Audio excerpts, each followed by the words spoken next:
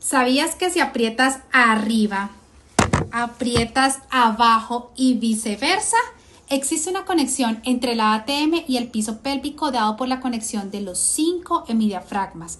También hay una conexión dado por las cadenas miofaciales, por la presión intraabdominal, la presión intratorácica y por la función y relación del sistema nervioso autónomo.